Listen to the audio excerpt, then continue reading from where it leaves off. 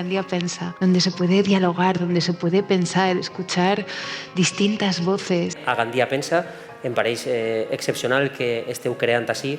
Gandía Pensa para mí es una de las respuestas necesarias. Jo no sé si hi ha alguna altra cosa que, tal com va evolucionant el món, siga capaç de connectar-nos quan estem connectats així. És important reflexionar, és important pensar. Avui en dia trobem tan difícil el diàleg, no? Civilitzat en les nostres societats. Necesitamos la sabiduría que se ha ido acumulando con el tiempo. El sabio no nace, se hace. El futuro del progreso pasa por los necesarios incrementos de la empatía, del humanismo.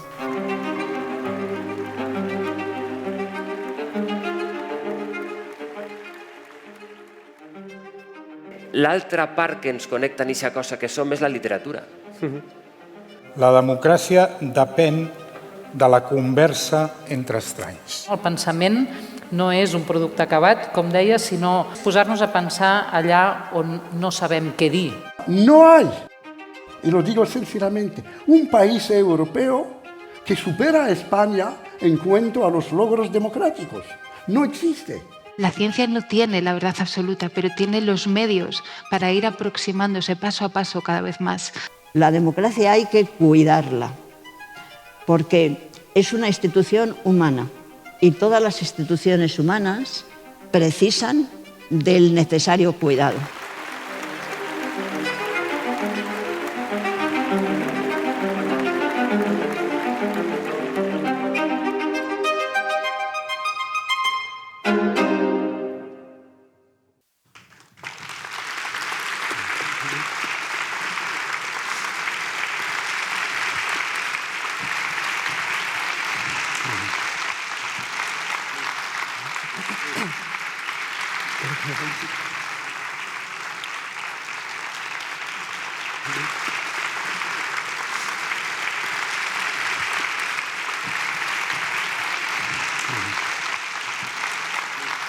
Bona vesprada, benvingudes i benvinguts. Moltes gràcies per acompanyar-nos i compartir amb nosaltres aquesta vesprada en un dia que per nosaltres és molt, molt, molt especial, amb la presència de Luis García Montero, i un dia en el que celebrem un any des que es va inaugurar amb Teodor Califàtides un cicle de pensament que des de l'Ajuntament de Gandia vam veure que era necessari enmig del soroll en el que convivim diàriament, un espai de reflexió que al llarg de l'any la ciutadania ha acollit amb molt d'entusiasme i amb el que portem treballant i apostant. Alcalde de Gandia, José Manuel Prieto, regidora de Cultura, Balbina Cendra i tot l'equip de l'Ajuntament. I no ens imaginàvem una millor manera de celebrar aquest aniversari que comptar amb la presència de qui avui ens acompanya. Per damunt de tot poeta i una de les veus més lúcides, humanes i compromeses dels nostres dies, que cada matí alça la mirada i la veu representant a tots els que no la tenen. Ferm defensor de la cultura, la democràcia, els drets humans i la justícia social, amb una forta consciència cívica, el poeta més important del nostre temps, que ha entès la quotidianitat com un espai polític on el jo esdevé un nosaltres, convertint-se en un referent d'alçada internacional.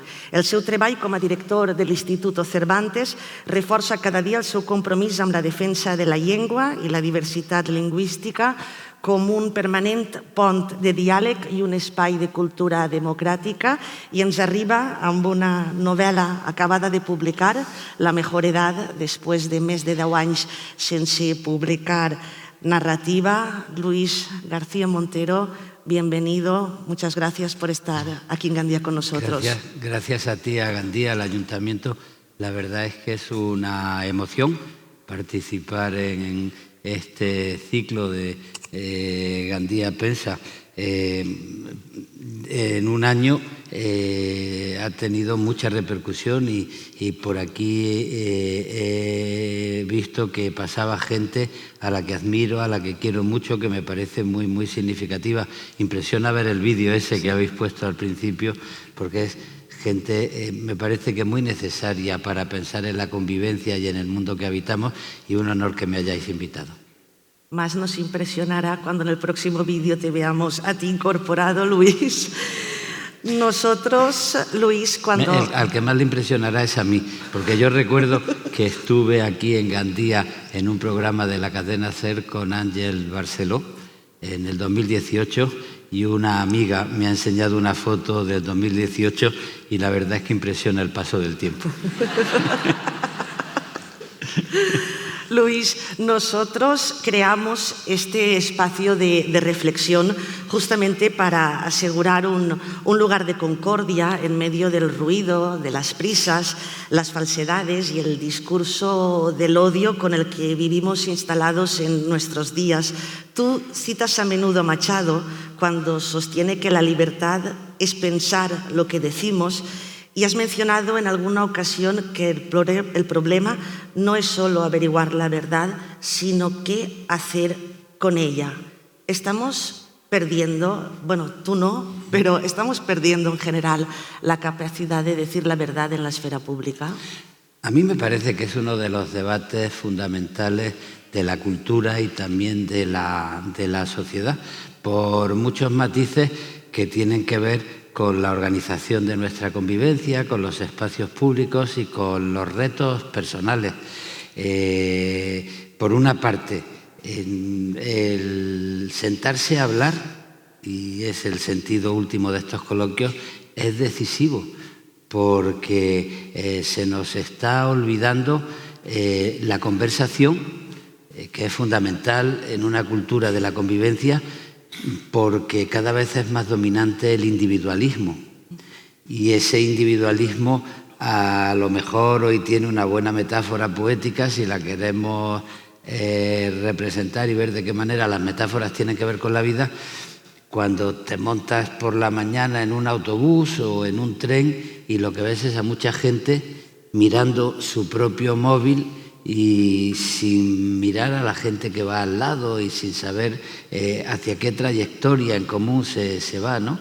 El individualismo creo que es una clave fundamental, y al hablar de verdad, pues imagínate que convivimos con una realidad que ha potenciado mucho los mecanismos para poder controlar nuestras conciencias, dominar nuestras conciencias, y por eso los coloquios son importantes. A mí me gusta siempre decir que corremos el peligro de vivir en sociedades que quieran decir lo que piensan sin pensar lo que dicen.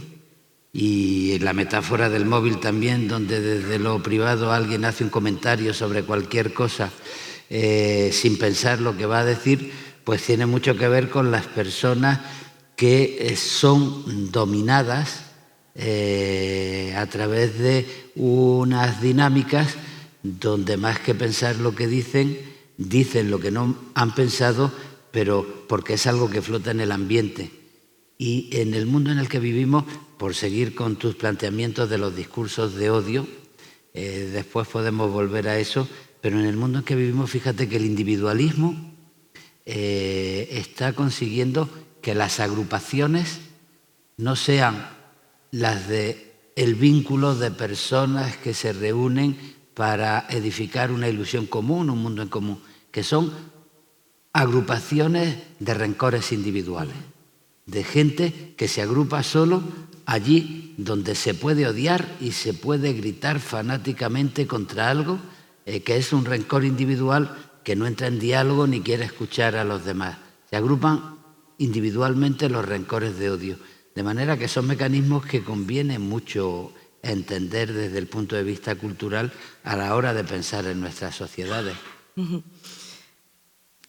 Hay un verso tuyo que me gusta mucho porque hablamos de verdad en la esfera pública tuya, pero también uno de los pilares básicos de tu poesía es la verdad, la verdad poética, la autenticidad y la experiencia personal también frente a las narrativas artificiales, ¿no? Tú insistes recordándonos que la democracia no es solo votar cada 4 años, sino una práctica cotidiana y una forma de vida que requiere compromiso. Tú defiendes cada día la igualdad social, pero también has advertido muchas veces del auge de los autoritarismos, ¿no? Como decías. Así es. Mira, citas a Machado la verdad. Fíjate, y Machado lo advierte. Yo creo que es muy importante en el planteamiento cultural, en la educación, en las reflexiones, y la poesía tiene mucho que ver con eso, saber distinguir lo que es una opinión con una verdad en mayúscula. La verdad en mayúscula es la verdad dictada por los autoritarismos. Hace siglos, pues, en nombre de Dios, y ahora en nombre de cualquier autoridad superior a la del ser humano, ¿no? Y por eso Antonio Machado decía, la verdad no, tu verdad, vente conmigo a buscarla, la tuya, guárdatela. Y fíjate que no dice la verdad en general, porque no es lo mismo tener una opinión que tener un dogma, y dice, vente conmigo a buscarla. No es una cosa individual, sino que es un hallazgo colectivo. Y una vez que ha funcionado lo colectivo y podemos ponernos de acuerdo, pues podemos guardarnos nuestras opiniones para convivir y llegar a un espacio público de entendimiento, ¿no? La verdad no, tu verdad, o tu verdad no, la verdad. Eso es lo que está en juego a la hora del miedo a nuevas formas de autoritarismo, como tú dices. A mí me preocupa mucho que el autoritarismo tradicional, que es el autoritarismo de los estados muy fuertes, con alguien que se cree que está en posesión de la verdad y que impone su autoritarismo a la gente, pues ahora está siendo sustituida en una deriva neoliberal por unas élites de millonarios que controlan el mundo y las redes sociales y todo, que se están liquidando los estados porque creen que la libertad es la ley del más fuerte y porque no hace falta un Estado que regule la convivencia, que diga los impuestos que hay que pagar, que nos cuide a los ciudadanos en la igualdad de una sanidad pública, de una educación pública. Y esta nueva dictadura de los millonarios, más que hablar en nombre de un Estado, lo que hablan es en nombre de su ley salvaje y de su poder económico para destruir los Estados, que son las construcciones de la convivencia, ¿no? Y bueno, ese es el conflicto. Yo creo que la historia nos ha invitado a comprender los peligros, las contradicciones. Después podemos hablar de nuestra vida, pero resumiendo, yo he ido aprendiendo que libertad e igualdad en la tradición ilustrada no se pueden separar. Que cuando la libertad se separa de la igualdad se convierte en la ley salvaje del más fuerte. Y cuando la igualdad se separa de la libertad, pues es el autoritarismo que impone una hegemonía de identidad frente a las ilusiones colectivas. Consecuencia, pues lo que tú planteas, la tercera palabra ilustrada es la fraternidad. Enseguida es borrada por la crispación, por los discursos de odio, por todo aquello que nos lleva a fanáticamente a enfrentarnos los unos a los otros, que empieza con el odio que una persona puede sentir contra alguien, después las crispaciones a través de los bulos que creen que la opinión pública es el insulto, que acaban deteriorando la política, sustituyéndola por el insulto, y al final pues lo que acaba es que alguien se cree con derecho a defender un genocidio o a bombardear un hospital con cientos de niños en las camas, ¿no? Luis, hablas de espacios públicos de entendimiento. Yo, para mí, y para muchos, pero para mí eres el ejemplo más claro en mi vida que he visto nunca de la responsabilidad que requiere ocupar espacios públicos, sean un altavoz. Tengo que aclarar que Ángel y yo somos amigos desde hace muchos años, de manera que ella no tiene una opinión objetiva, pero yo le agradezco mucho su amistad. Sí, pero es verdad. Yo cuando te veo en un auditorio, en un micrófono, en la página de un periódico, esa forma de de ser y estar en el mundo, que nos representas a tantos, ¿no? Es así también como, y como decías, que concibes la política como un espacio común.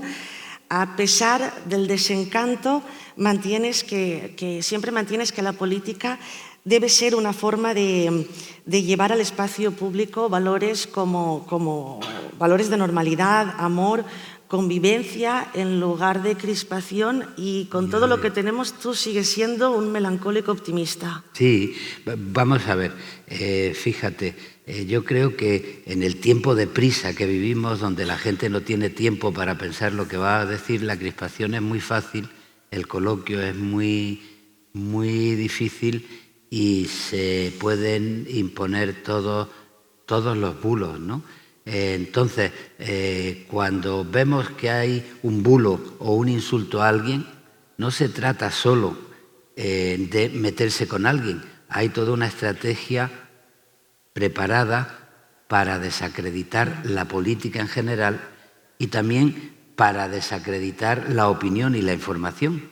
Porque cuando alguien ve algo que sabe por experiencia propia que es mentira, pues lo que acaba es siendo invitado a decir, pero si todos mienten.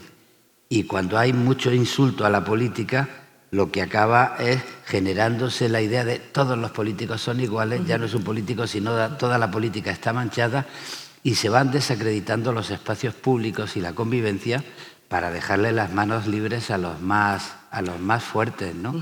Y eso hay que tenerlo. Si de pronto alguien aquí dice una barbaridad contra el alcalde, no solo está interesado en meterse con el alcalde, es que está interesado en decir si todos los alcaldes son iguales, si esto de la democracia es una tontería.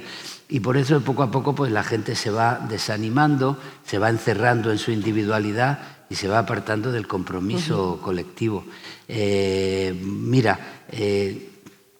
Yo entré en la poesía porque descubrí en casa de mis padres la poesía de Federico García Lorca. Y poco después leí el libro de Ian Gibson sobre la guerra civil en Granada y la represión, y descubrí que 22 años antes de que yo naciera habían asesinado a Federico García Lorca. Pero descubrí además que cuando iba al colegio pasaba por delante de la casa donde vivía el catedrático de la Universidad, Fernando de los Ríos, que después fue ministro de la República y que le encargó a Lorca que se responsabilizase de una parte del Ministerio de Cultura, la dedicada al teatro, con la barraca. Y descubrí después que a un poeta que admiré desde que lo descubrí gracias a un disco de Juan Manuel Serrat, Antonio Machado, pues murió en el exilio porque se tuvo que ir de cuando la República perdió la guerra, y fui tomando conciencia de que la voluntad más íntima de la poesía no se puede separar de la historia. Y aprendí en Antonio Machado que la historia no es simplemente contar fechas, elecciones, sino es una educación sentimental. Y que tan histórico es un gobierno como la manera que yo tengo de decir te quiero, por volver a lo que planteaba de que la democracia es más que votar cada 4 años. Yo me dedico a la poesía, entre otras cosas, porque quería reflexionar qué digo cuando digo soy yo, qué digo cuando digo te quiero o qué digo cuando digo soy hombre. Porque creo que la educación sentimental para la democracia ha sido muy, muy importante, que la vida que tuvo mi madre, que nació en 1936, no sea la que tienen mis hijas que han nacido al final del siglo XX o al principio del siglo XXI.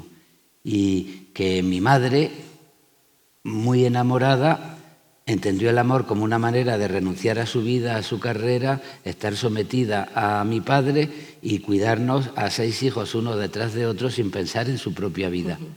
Y queríamos mucho a mi madre, pero ese no era el modelo que yo creía que debía ser el de una mujer, o para mi pareja o para mis hijas. Y por eso yo me planteé que el compromiso histórico no era solo votar cada 4 años, sino hacer una transformación que facilitase la igualdad entre hombres y mujeres, o que respetase la homosexualidad, porque a Federico García Lorca le hicieron la vida imposible por ser homosexual, o que no quisiese borrar el pasado y hubiese que estudiar para enterarse qué había pasado con Federico García Lorca o qué había pasado con Antonio Machado. Y a mí me parece muy importante tener en cuenta que eso es la democracia. Y a la hora de analizar todos los problemas que hay, que son muchos, y todas las dificultades o las cosas que no han salido bien, lo que no conviene es olvidar lo que se ha conseguido. Porque se han conseguido muchas cosas. Y hoy decir soy mujer, o decir voy a trabajar, o querer tener una opinión, no es lo mismo que cuando yo me crié en los años 70 y cuando empecé a estudiar en la universidad en 1976. Y acabo con Lorca. En el año 1976, 40 años después de que lo asesinaran, en la universidad un grupo de gente, de partidos que estaban trabajando ya por la transición y trabajando para que hubiese una constitución democrática, pues nos organizamos para hacerle un homenaje a Federico García Lorca en Fuentevaqueros, su pueblo. Había entonces un ministro, yo no sé cómo se llamaba, era de la Gobernación, de Interior no era, pero era don Manuel Fraga Iribarne. Cuando se dio cuenta la dimensión que estaba tomando ese homenaje, quiso prohibirlo. Pero fue tal la agitación que la armó que hizo una trampa y dijo, bueno, lo permito, pero solo hay media hora para hacerlo.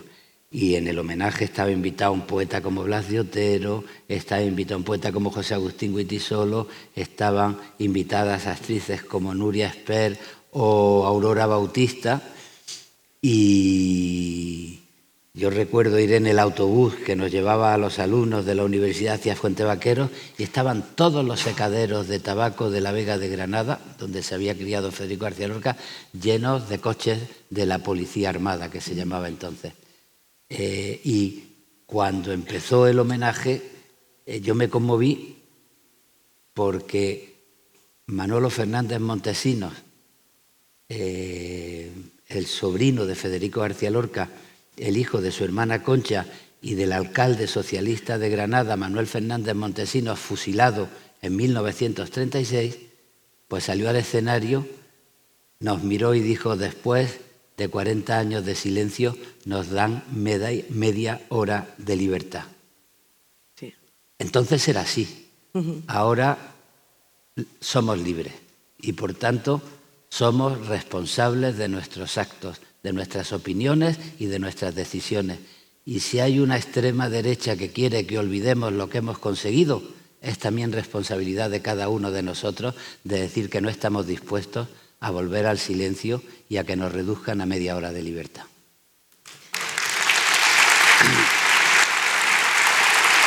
Gracias. El próximo día 5 de junio volverás a Fuentevaqueros. Sí. Tendrás un poco más de media hora. Se hacen 50 años de ese homenaje y es una emoción. Sí. Es una emoción volver a recordar a Federico García Lorca y volver a recordar que Lorca está muy vivo. Lorca está muy vivo y sigue siendo un poeta actual. Y fíjate, en esta conversación me gusta decir que la poesía tiene su importancia y Lorca representa eso. Lo repito siempre, quien se meta con la ciencia es un cretino. Lo que hemos pasado por culpa de los contagios y lo que tenemos que agradecerle a la investigación científica médica. Quien se meta con la tecnología es otro cretino. Yo que me he pasado la vida yendo de Madrid-Granada, pues qué maravilla cuando empecé a tener teléfono móvil y tenía un problema en el coche y podía llamar al seguro desde mi teléfono móvil. Lo que pasa es que tan importante como la ciencia y la tecnología son las humanidades. Y dentro de las humanidades la poesía. Porque si se nos olvida, la ciencia y la técnica se ponen a trabajar al servicio de los especuladores y no al servicio del bienestar y de la dignidad de los seres humanos. Y eso representa la poesía. Y por eso a mí me conmueve, en el mundo que vivimos, pues leer Poeta en Nueva York y poder leerles a mis alumnos pues un libro como Poeta en Español que García Lorca escribió en 1929 en medio de la crisis de Wall Street y viendo cómo el desmedido capitalismo y el desmedido afán de dinero de la ciudad de Nueva York estaba convirtiéndose en una invitación a una nueva guerra mundial. Y él sintió la Segunda Guerra Mundial que estaba por estallar, porque el mundo estaba sometiéndose a un huracán de monedas furiosas, escribió él. Y él reivindicó tomarse en serio los derechos de los seres humanos. Si aquí en Andalucía, en España, había defendido la dignidad de los gitanos, pues allí defendió la dignidad de los negros y habló de que todos los seres humanos son respetables. Si a él lo habían maltratado por la homosexualidad, defendió el derecho a la libertad sexual.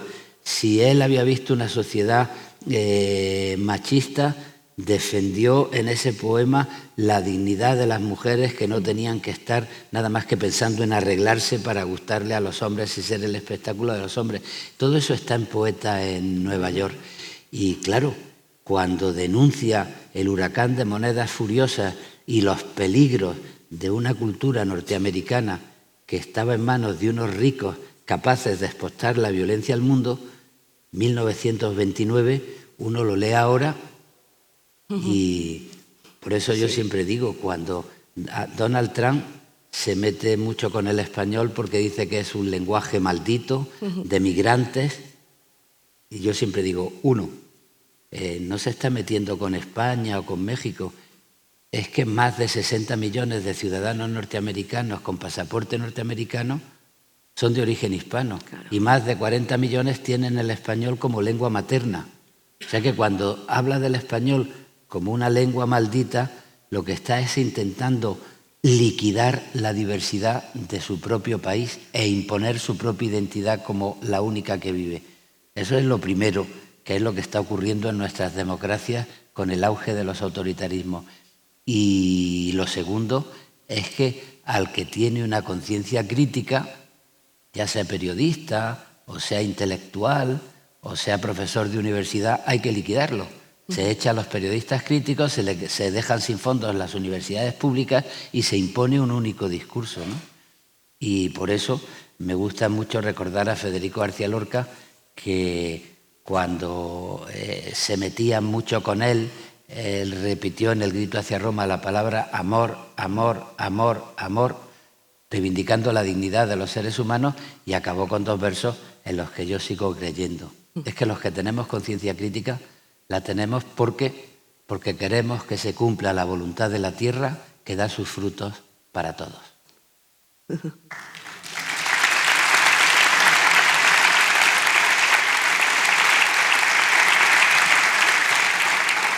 Hablas, Luis, de Lorca, del año 29, de Poeta en Nueva York, y yo que he tenido el privilegio de estar un par de veces contigo en Nueva York y con Raquel Calella, que la tenemos aquí, directora de Cultura del Instituto Cervantes. Me acuerdo la última vez que estuvimos, que decías que tú ahora puedes sentir como tuyas las calles de Nueva York porque un poeta muy querido tuyo las sintió ajenas en 1929, y de alguna manera también es así.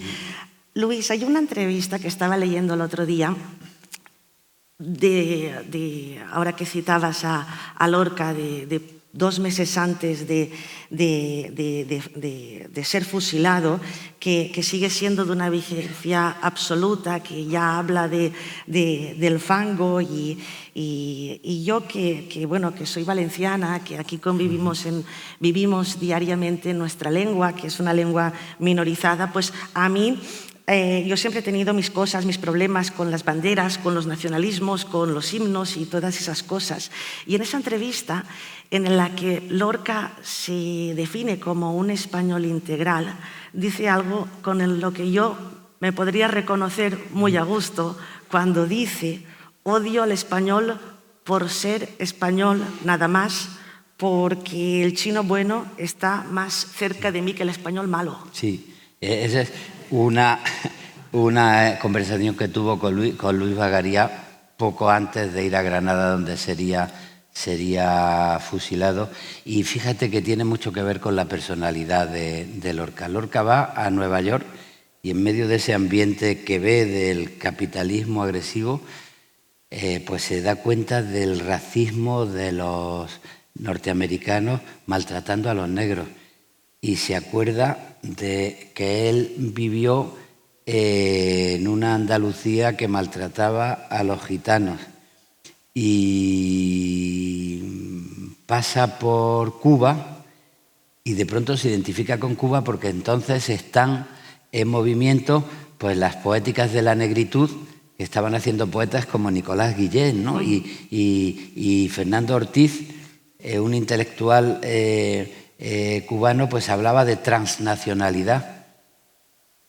Fernando Ortiz, cuando Rafael Altamira, el gran intelectual, me parece que era de Alicante, pero ahora me falla la memoria, pero creo que sí, de la Institución Libre de Enseñanza, que estuvo en la Universidad de Oviedo y empezó a viajar por el mundo para reivindicar la hispanidad, tuvo miedo de que esa reivindicación de la comunidad hispana fuese una vuelta al imperialismo. Y él decía, de ninguna manera, lo que debemos ser conscientes es de los lazos que nos unen. Y a partir de ahí pues se establecieron conceptos de nuevo diálogo, nada imperialista, que tenían que ver con la transnacionalidad y con la toma de conciencia que los procesos de independencia de Cuba no le habían dado la independencia a Cuba, sino que le habían puesto en una guerra de dominación de los norteamericanos, que querían convertir a Cuba y a América Latina en el patio trasero del nuevo imperialismo norteamericano, que era entonces el peligro. Bueno, Lorca, después de venir de Nueva York y de pasar por Cuba, llega a España y le hacen en la Gaceta Literaria, la revista cultural de moda entonces, Gil Benumella, de nombre árabe, una entrevista en la que él dice: soy andaluz, estoy orgulloso de ser andaluz porque dentro de mí llevo y respeto al judío y al morisco que todos llevamos dentro. Y es que la historia de Andalucía se había hecho como un diálogo de civilizaciones, y esa idea es la que hace que después, cuando habla con Luis Bagaría, pues le dice: yo soy español y estoy muy orgulloso de ser español, pero qué poco me parezco a los españoles que se creen que son lo único importante y son ortodoxos como españoles y desprecian todo lo demás, porque mi amor por mi tierra lo que me ha hecho es respetar todas las identidades de todas las tierras y todos los seres humanos. Y me identifico más con un chino bueno que con un español malo. Bueno, pues yo creo que eso es algo que tenemos ahora en el tiempo de las identidades cerradas.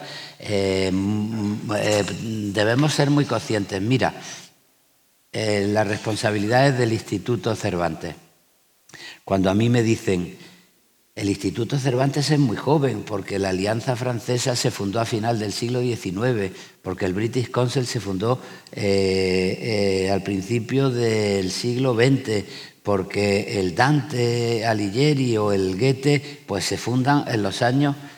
Y yo digo, claro, pero es que para que hubiese un Instituto Cervantes debía haber una democracia consolidada, porque defender el español está muy bien, pero desde su fundación el Instituto Cervantes ya democráticamente, para huir de cualquier imperialismo, hizo un matiz: vamos a divulgar y defender la cultura española y la cultura en español, que son cosas distintas, porque el imperialismo quiere borrar, pero la cultura española se ha hecho también en catalán, se ha hecho en euskera, se ha hecho en gallego, se ha hecho en castellano, y la diversidad es muy respetable. Y para mí defender el español es defender un idioma que nos une a los españoles en nuestra diversidad y que une a más de 500 millones de personas en el mundo.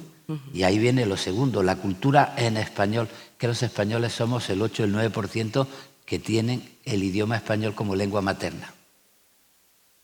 Entonces cualquier tipo de imperialismo está fuera de lugar, porque de lo que se trata es de respetar una comunidad que nos hace fuertes, pero que no puede basarse en un tipo de imperialismo donde se diga desde Madrid cómo tienen que hablar los de Buenos Aires. Ya protestó Jorge Luis Borges con una estupenda conferencia contra un académico español cuando les querían decir a los de Buenos Aires cómo tenían que hablar español. Y él dijo que aquí se habla español como se habla español en Buenos Aires, y yo como andaluz digo que yo hablo andaluz comiéndome las heces como se habla español en Andalucía y en Salamanca, y todos tenemos un tesoro que debemos mantener, pero respetando la diversidad y al mismo tiempo respetando las otras lenguas.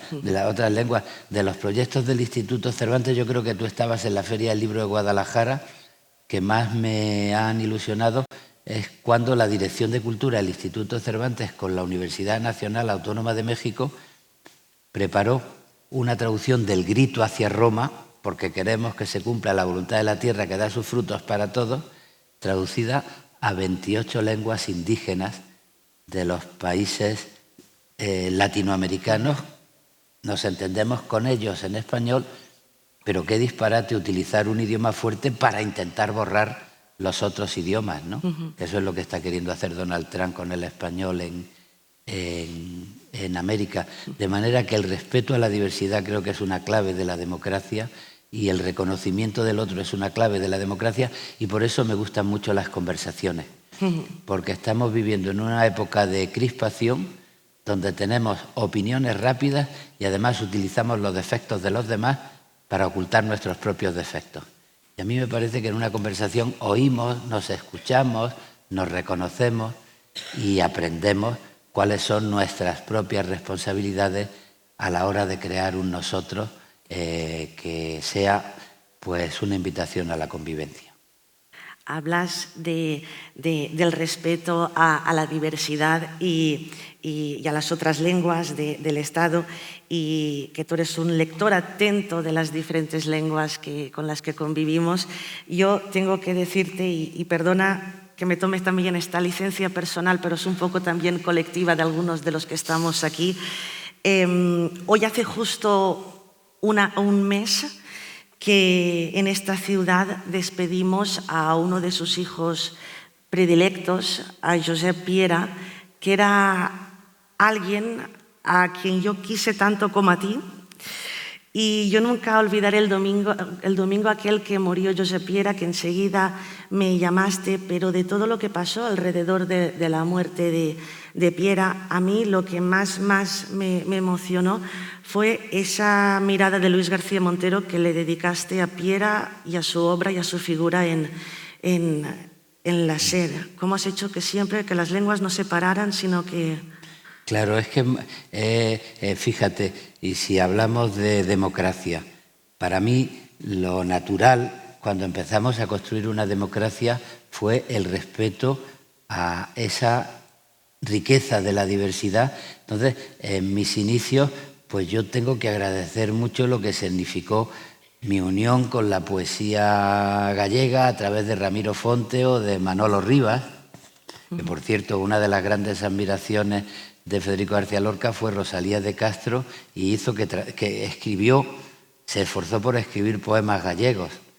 Y en euskera pues estaba Bernardo Aschaga, y en catalán pues yo tuve la suerte enseguida de conectar con maestros como Joan Margarit, que fue un amigo y un maestro, y para nosotros construir una cultura en la democracia era sabernos enriquecidos por las distintas tradiciones que se pueden entender, ¿no? Y por eso es tan triste que haya gente que quiera ofender a los idiomas maternos borrándolos para imponer un idioma.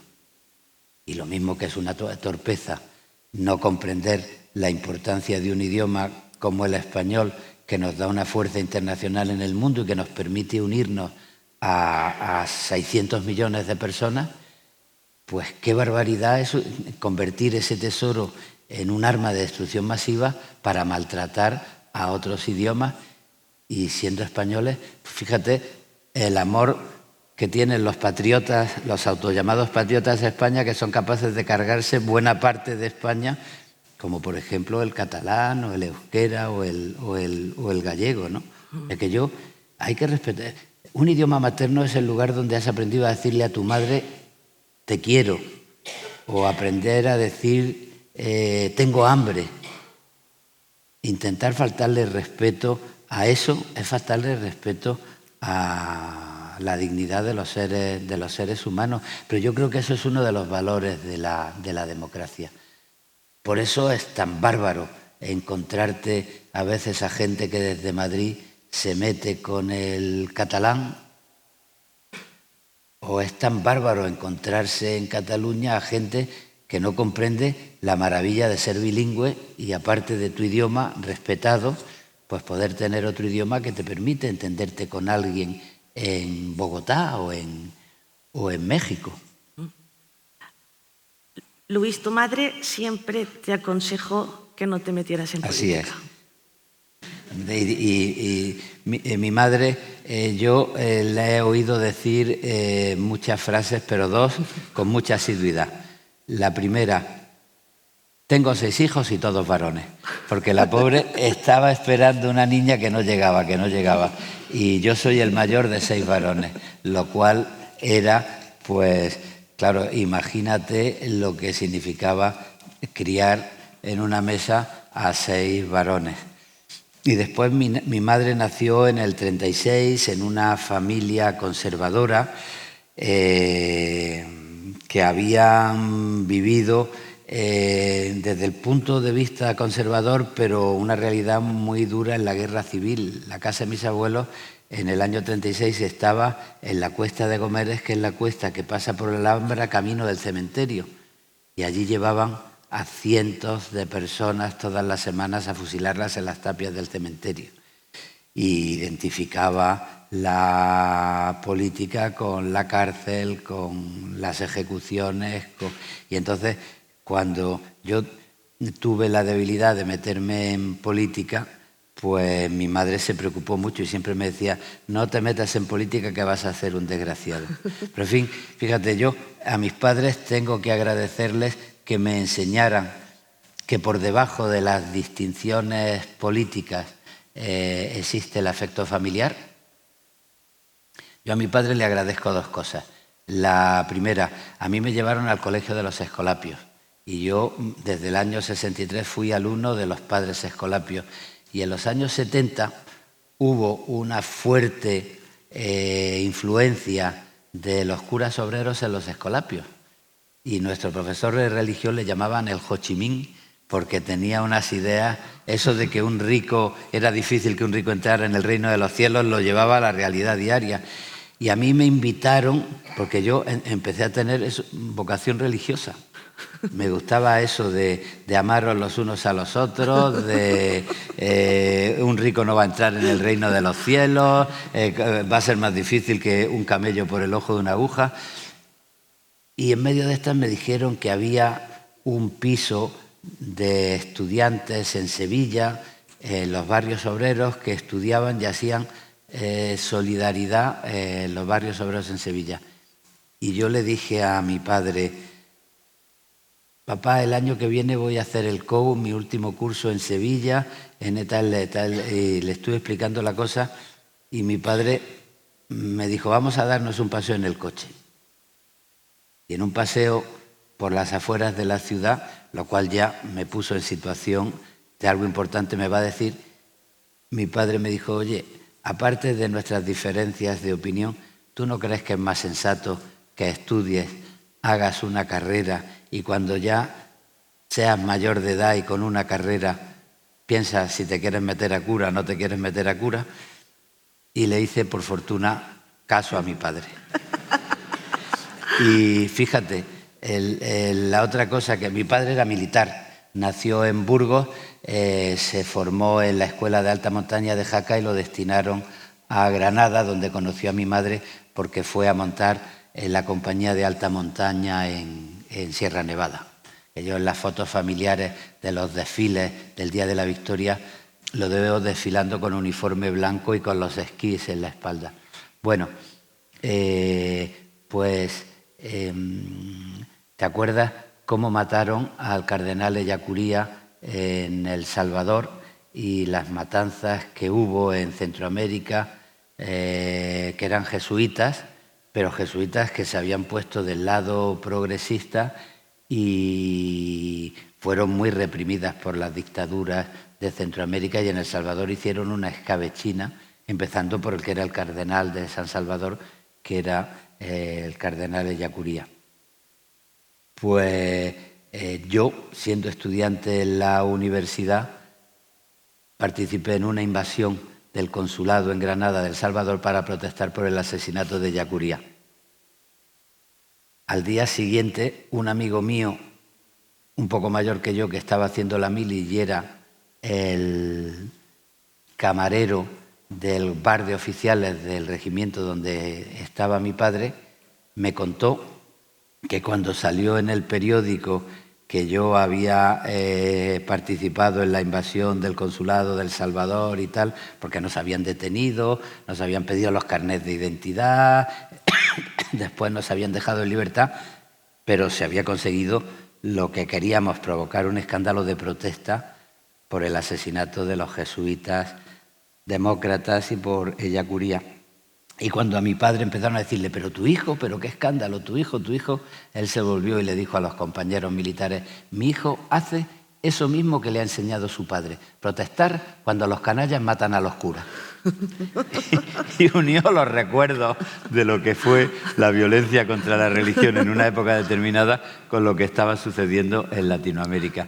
De manera que yo también he aprendido en esas relaciones que por debajo de la crispación y de la diferencia, el comprender al otro y el respetar al otro es importante. Ya sabes que a mí me gusta el fútbol. Pues a mí el fútbol, yo que soy un niño de provincias, tengo dos equipos.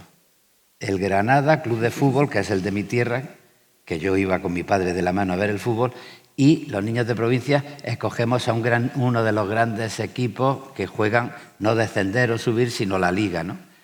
Hay quienes del Barcelona, hay quienes del Real Madrid. Mi padre era del Real Madrid, yo me hice del Real Madrid. Pues bueno, yo aprendí a comprender al otro porque cuando jugaban el Real Madrid y el Granada tenía que tomarme en serio el contexto. Si al Granada le hacen falta los puntos para no descender, que gane el Granada. Pero si no le hacen falta los puntos y el Madrid los necesita para ganar la Liga, pues que gane el Madrid, ¿no? Pues fíjate, cuando empiezo a vivir con una apasionada loca del Atlético de Madrid, que odia al Madrid, al Madrid, al Madrid, al Madrid. Pues ahora que he tenido una nieta, mi hija y mi nieta se visten para ver los partidos del Atleti en homenaje a la madre de mi hija Elisa con la camiseta del Atlético de Madrid. Mi nieta tiene 2 meses y medio, ya la han hecho socia del Atlético de Madrid. Y bueno, fíjate, el otro día cuando eliminaron de la Champions al Atlético de Madrid, que yo me fui a dormir a casa de mi hija porque me temía lo peor, de pronto uno siempre aprende la vida por muchos años que tenga. Y yo cuando eliminaron al Atleti comprendí que no siempre por qué tenemos que unirnos en la celebración de la victoria. Cuando gana el Atlético de Madrid yo me siento un poco falso cuando digo qué bien, qué contento estoy, porque no soy del Atlético de Madrid. Pero la verdad que el otro día sufrí y lloré con mi hija cuando eliminaron al Atleti, porque sí creo que podemos unirnos en la derrota. Y eso yo lo pensé.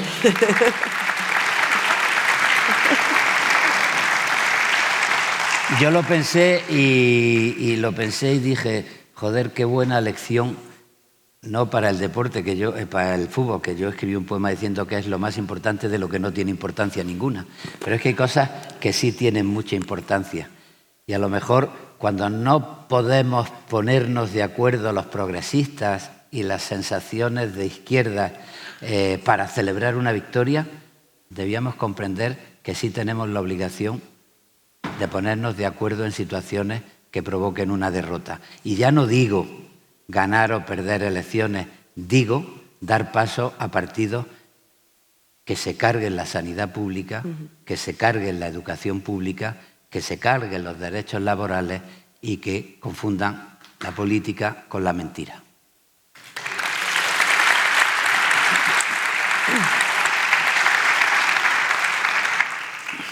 Luis, vamos a hablar un poco, a mí me gustaría que nos hablaras un poco de la mejor edad, ¿no? Porque llegas ahora, acabas de publicar, después de más de una década sin publicar novelas, y una obra que combina una historia personal, reflexión política y memoria de la transición también española. ¿Cómo ha sido para ti reencontrarte con esta obra que tenías escondida en un cajón? Sí, porque tenía que corregirla y estaba buscando el momento de corregirla, y es verdad que ha estado escondida en el cajón mucho tiempo porque se cruzaron varias cosas. Primero mi dedicación al Instituto Cervantes, que es muy absorbente, y después la enfermedad y la muerte de mi mujer, y entonces pues se quedó en el cajón y ahora la he recuperado.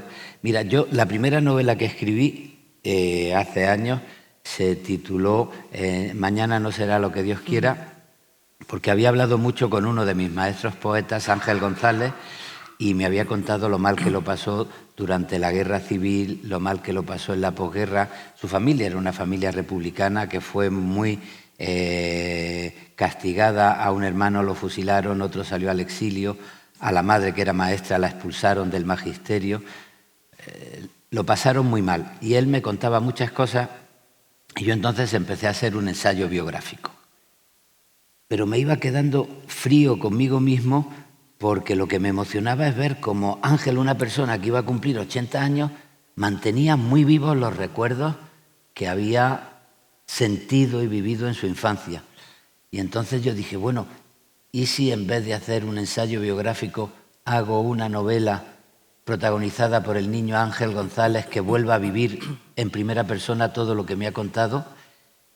Y ahí de pronto vi que el proceso creativo de la novela tiene muchas posibilidades a la hora de dar una visión general de contexto de un tiempo concreto. Tú sabes que cuando escribimos poemas aprendemos enseguida a distinguir. Es importante la verdad personal de la propia conciencia, pero aprendemos a distinguir entre un personaje biográfico y un yo literario. El personaje biográfico está en el poema, pero hay que convertirlo en personaje literario, porque si tú haces un poema de amor y yo lo que digo, ¡y qué enamorada está esta!, has hecho el poema, pero el hecho poético no existe. El hecho poético es cuando tu amor me conmueve a mí y yo empiezo a pensar en mi propio amor, me hago habitante de tu poema y tu poema me hace dialogar conmigo mismo, con la vida, con el ser humano, el amor, la muerte o lo que sea. La novela multiplica eso en posibilidades. Tus sentimientos, tus opiniones se pueden convertir en personajes literarios que te ayuden a comprender en amplitud un contexto, una realidad.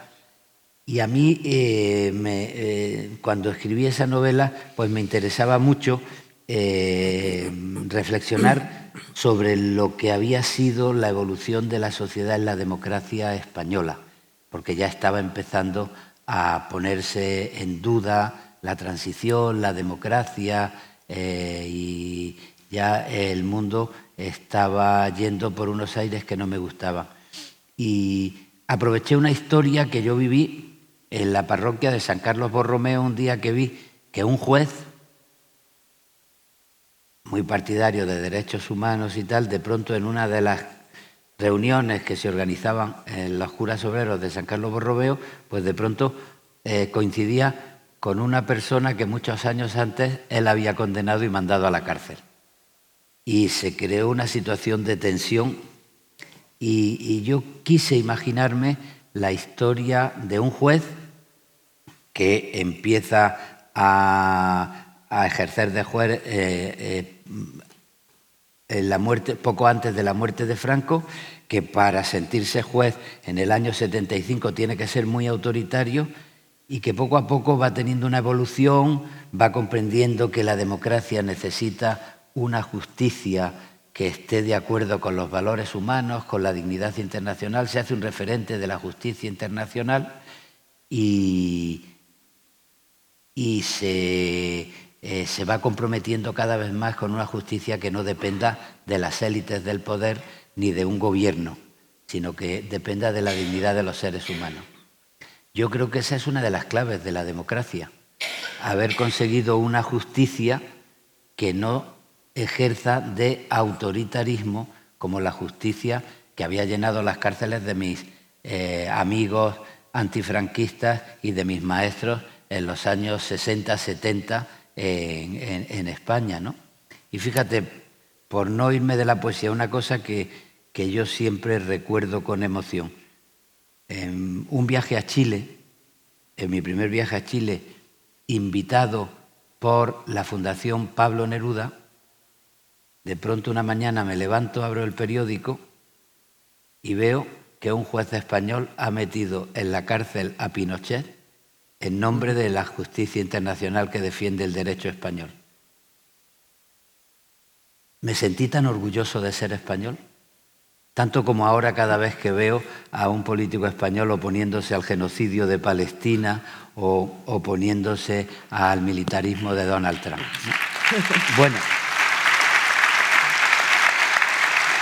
pues la historia de la novela es que 50 años después del juicio donde él ha condenado a un muchacho de un barrio obrero del entorno de Vallecas, de San Carlos Borromeo, pues se queda viudo, asume que tiene que hacer una mudanza, se encuentra con sus primeras sentencias y descubre que hay una que le duele mucho porque no es que ella fuera autoritario, sino que por hacerle caso a la policía y quedar bien, condenó a alguien sin pruebas.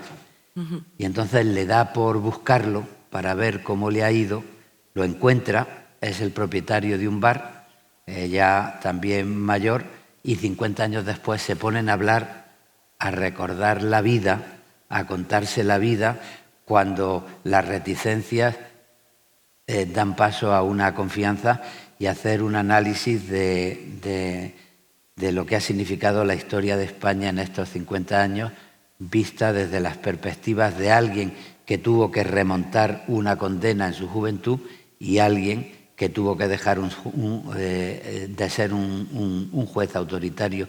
Y en esa conversación pues se van dando las cosas que a mí me preocupan y que aparecen en la conversación del propietario del bar Los Claveles y del juez Ramón María Zaldívar. Yo le comentaba antes a Raquel que bueno, a mí todas tus novelas me han gustado siempre mucho, pero para mí esta es tu novela que más me ha gustado. Hablas de ese reencuentro y en realidad esta obra también es una obra de segundas oportunidades. Claro. Sí, es que eso es muy importante. Yo te decía antes que otra de las claves de la crispación es utilizar los errores de los demás para ocultar tus propios errores. Y en una conversación uno debe comprender al otro y al mismo tiempo debe reconocerse y comprender los propios errores. Y entonces, a partir de ahí, se abre un ámbito de segundas oportunidades, de intentar aprender a estar orgulloso de lo que se ha hecho bien, pero de aprender de lo que se ha hecho mal para que no se repita. Esa es una frase famosa de Ortega y Gasset que me ha salido ahora. Bueno, pues para que no se repita. Y entonces los errores de uno y otro se convierten en una necesidad de comprender las propias responsabilidades, de no olvidar y de algo muy importante, que esa segunda oportunidad no sea solo una responsabilidad personal, sino también histórica. El juez ha tenido familia, ha tenido una nieta, Y en la obra, cuando hay el coloquio entre dos viejos, pues enseguida los viejos se pueden poner de acuerdo, pero empiezan a comprender que lo que sería un error es que los viejos se pusieran de acuerdo sin que hubiese la posibilidad de un diálogo generacional, un diálogo como una niña que ha nacido en democracia, que ha conocido una España que no es la de ellos, que se va a ir de Erasmus a estudiar fuera, que tiene una idea distinta de lo que significa ser mujer, de lo que significa ser una ciudadana española, y hay una defensa del coloquio no solo entre los dos protagonistas, sino un diálogo generacional. A mí me preocupa que en el ritmo de una sociedad que lo convierte todo en mercancía, el tiempo sea una mercancía de usar y tirar, y vayamos tan rápido que no solo tengamos tiempo, que no tengamos tiempo para hacernos dueños de nuestra conciencia y pensar lo que vamos a decir, sino que tampoco tengamos tiempo para escuchar al otro. Y eso, cuando hay distinta edad, pues tiene su factura. Vamos cumpliendo años y los viejos corremos el peligro de pensar que los jóvenes son tontos, hacernos unos cascarrabias y decir que todos los jóvenes son tontos, todos son de extrema derecha, y no nos paramos a pensar que no es lo mismo haber nacido en los años 50 como yo, que haber nacido en el 2000 algo, a principios del siglo XXI, como mucha gente de ahora, ¿no? Y comprender cuál es el contexto y, por otra parte, pues no solo hay el peligro de los viejos cascarrabias, están también los jóvenes hedonistas que se creen que se lo van a inventar todo de cero, que no existe la historia y que pueden hacer un mundo sin recibir la herencia de una sociedad que han hecho sus mayores, ¿no? Y cancelar la memoria es instalarse en un presente de usar y tirar y perderle la responsabilidad al futuro que tienes que construir. Porque para que haya un diálogo con el futuro, el presente tiene que ser un diálogo con la memoria. Y en ese sentido, el diálogo generacional es muy importante también. Y ahí las segundas oportunidades es las de unos señores mayores que dicen: tenemos que estar orgullosos de lo que hemos conseguido. La vida que tiene ahora la nieta Jimena no es la que tuvo su abuela, y al mismo tiempo el futuro no es que todo sea como nosotros queramos con nuestra edad, sino sea algo capaz de ser construido por una joven como Jimena con la herencia que sepamos darle, ¿no? Y Luis. Bien. Yo me quedaría aquí contigo hasta el domingo, pero no podemos. Pero antes de terminar, ¿cuál es la mejor edad? El muchacho que fue sentenciado injustamente y que estuvo en la cárcel, sin embargo, tuvo una segunda oportunidad maravillosa porque se enamoró de él la abogada que lo intentó defender para que no lo metieran en la cárcel. Entonces, salió de la cárcel, acabaron casándose, él pudo reconstruir su vida y abrió un bar que se llama Los Claveles, en un barrio popular de Madrid donde se hacían comidas, donde la gente iba a comer y donde había muchos coloquios y muchas conversaciones de barra de bar o de mesa donde iba a comer la gente, porque la reivindicación del coloquio en la novela es importante desde los protagonistas hacia reivindicar la conversación, que es el alma de la literatura. Pienso en Boccaccio y en el Decamerón, en el coloquio de los perros de Cervantes, porque es la conversación de los seres humanos que se reconocen como un lector se reconoce en un autor cuando está leyendo. Y de pronto se pone de moda preguntar ¿cuál es tu mejor edad?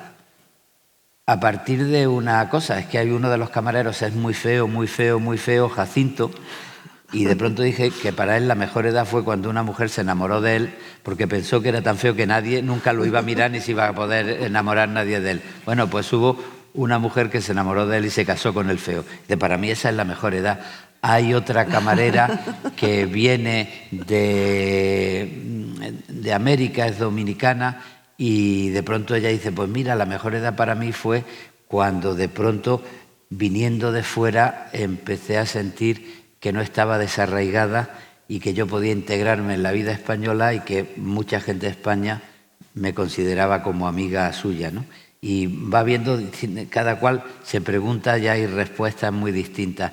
Los dos personajes, uno porque acaba de quedarse viudo y otro porque está cuidando a una mujer enferma, llegan al acuerdo de que debajo de todas las posibilidades, sin duda la mejor edad es aquella edad donde está el amor, donde el amor es quien organiza el paso del yo al nosotros y donde se puede compartir la vida cotidiana, la vida diaria en una relación de complicidad amorosa.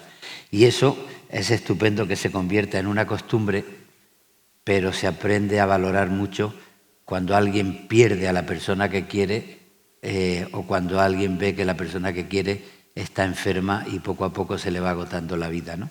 Entonces, cuando convives con la pérdida, descubres en profundidad que la mejor edad es aquella donde has podido vivir el amor en un nosotros.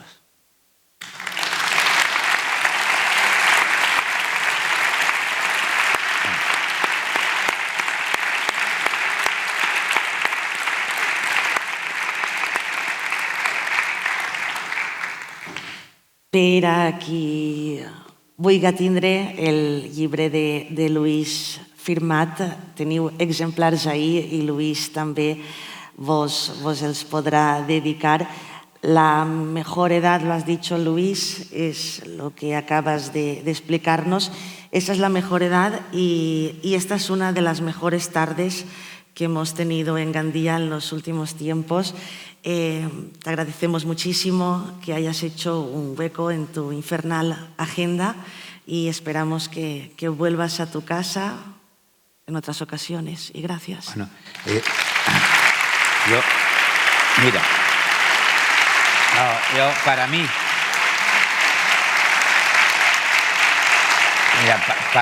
para mí es una alegría estar aquí, aparte de por la amistad que tenemos desde hace tantos años, porque fíjate, en la gestión de una institución como el Instituto Cervantes, lo importante es darle responsabilidades a los que saben, ¿no?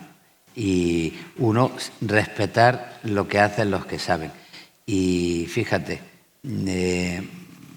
ha venido acompañándome hoy aquí a Gandía la responsable de Cultura del Instituto Cervantes, porque tenemos proyectos para potenciar colaboración con el Ayuntamiento de Gandía. Y fíjate, todo lo que cabe en las palabras y lo que cabe en la cultura, que son nuestros valores de convivencia. Alegrías que yo he tenido en el Instituto Cervantes. El año pasado, por primera vez, se consiguió que en los más de, muchos miles de actos del Instituto Cervantes por el mundo hubiera el mismo número de participantes de hombres y mujeres. Y en este momento donde uno se asusta cada vez que abre el periódico y ve un crimen machista detrás de otro y que están hablando de feminacismo porque las mujeres reivindican sus derechos, pues que se haya conseguido la igualdad en la participación de hombres y mujeres me parece estupendo. Y otra alegría, que en medio de las tensiones generales se hayan intentado hacer proyectos que tengan que ver con la reivindicación de un mundo cultural que se aleje de las dinámicas opresivas de poder. Y entonces se decidió, y tú lo sabes porque contaron contigo, se decidió que teníamos que potenciar la cultura del Mediterráneo como mar nuestro para alejarnos de las tensiones que hay en otras partes de Asia y del Atlántico. Y se está potenciando mucho la cultura protagonizada por grandes ciudades del Mediterráneo. Y claro, para llevarme el último aplauso, quiero decirles que si hay que pensar en grandes ciudades del Mediterráneo, hay que pensar en Gandía.